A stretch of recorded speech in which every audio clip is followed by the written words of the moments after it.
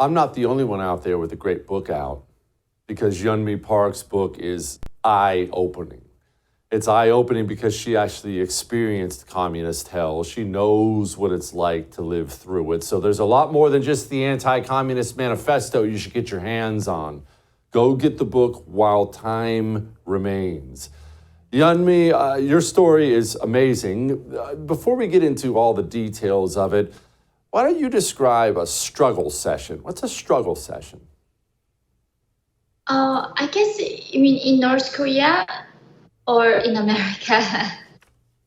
You know what? Let's stick with the North Korean version for now. Right. So it's in North Korea, the struggle session actually named as a self-criticism session. So every week, if you are children, you have to go to school with your classmates, have to go through your week, and you have to repent your sin. So basically, for example, like my dear leader told me that I need to become a better revolutionary, but compared to his words, I was not a good revolutionary this week. But at the end of this self-criticism session, the one thing that North Koreans must do is like criticizing somebody else. You cannot skip that part. So entire week, it forces us, all of us, to focusing on what other people are doing wrong. Almost like if you see something, say something. That's like in America right now is happening, where in North Korea, children are forced to criticize their classmates. And that's how they plant the seed of distrust between people. And people cannot trust each other. Ah, that's terrible. You know, I want to nail something that you just brought up. As a revolutionary, we have to do this as revolutionaries.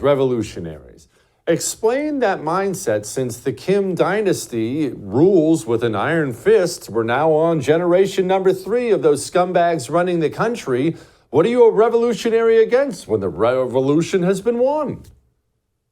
That's a government state propaganda put us in this state of alarm, the state of almost it's a mental war. There's no physical war is happening, but dictators make us to believe that somehow the war is imminent. The enemies are here about to attack us. And I think it happens in America right now too, that they are keep saying the world is ending, the climate change is imminent, that the humanity is ending soon. It's a constant state of fear, constant state of the need of government protection, because there's just so much threat is happening. And so they keep telling us that you are the revolutionaries, that we have to fight against our enemy, that American ambassadors any minute trying to attack us, that enemies are even in the air that we breathe in. That's how they keep us in the state of this alarm state, that people cannot put their guards in, and that we constantly have to look to government to protect us. Do the people genuinely believe it? You know what I mean? Do they believe they're revolutionaries? Do they believe they're under attack? Do they believe their government is taking care of them? Or do they just have to say it because they understand the consequences if they don't? So to Northern people is very unique because we are literally the most isolated nation in the world. And we don't even know what the alternative life can look like. Right? In North Korea, we don't have any comparison what life can be different. My case, I genuinely believed everything that regime said. I truly believe that dictators were gods. They could read my mind, and I was even afraid to think. The another thing is that in North Korea, if you say the one wrong word, it's not only going to kill yourself, it's going to kill up to 3 generations of your family's life. That's why maybe even if you disagree, there's no way you can disagree with the state governments. Okay, that's a horrible place to be. How did you get from that state into the United States of America speaking about freedom all the time? What is your story? So when I was 13 years old, it was 2007. We could not find any food in the country. We were literally starving and about to die. And the only option for us left to do was trying to escape from North Korea. I crossed the frozen Yalu River into China with my mother at 13. And once I got to China, I was sold as a sex slave, separated from my mother. 2 years of slavery in China, I was rescued by Christian missionaries coming from South Korea. And they told us that we had to walk across the frozen Gobi Desert into Mongolia from China. And I was luckily made it to Mongolia, and from Mongolia, I was sent to South Korea. And I came to America 8 years ago and became a citizen last year. You walked across the Gobi Desert at 15 years old? Yeah. Good grief. Okay, give us some insight as to how the North Korean government treats its people. How are the people treated? Well, in North Korea, simply there's no concept of human rights. We don't even know the word. And the tricky thing about not knowing the word is that if you don't know the word, that means you don't understand the concept. So there is no such a thing how humans should be treated inside the country. The regime uses starvation as a tool to control the people.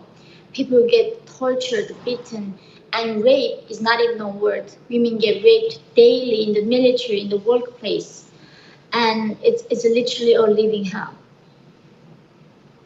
Good grief. Now, I mentioned something earlier in the show about struggle sessions, and you said something that shocked me a little bit. You said, in North Korea or here in America? What struggle sessions in America are you talking about? So I live in New York City, and I used to live in Chicago. I went to university in America. Americans hasn't gone that far to criticizing your classmates and your coworkers. Maybe they do, but so far they talk about their guilt and their privilege. So I mean, even in New York, there's some daycares, even like pre-K or kindergartens. They would like ask children, if your parents own their home, they step out, talking about privilege and make them feel guilty about their privilege. So it is kind of mimicking that struggle session that was happening in North Korea and China. And I think the extent is not as bad as North Korea, but definitely getting there in America. Good grief. Her book is While Time Remains. As you can imagine, it is a fascinating story. Thank you so much, Yeonmi, and welcome to America. Even though you've been here for some time, welcome. Thank you so much. For too long, we've been led to believe that communism is a thing of the past. But the truth is, communism is alive. It's here, and it's infiltrating every aspect of American life. Introducing the Anti-Communist Manifesto by Jesse Kelly, the practical guide for patriots ready to defend our nation from its most dangerous enemy. Discover the shocking extent of communist infiltration in our education system, their alliance with American corporations, and the twisted truth behind environmentalism. This eye-opening book exposes the true face of communism and empowers you to fight back. Join the fight for freedom. Pre-order your copy of the Anti-Communist Manifesto today by going to jessekelleybook.com.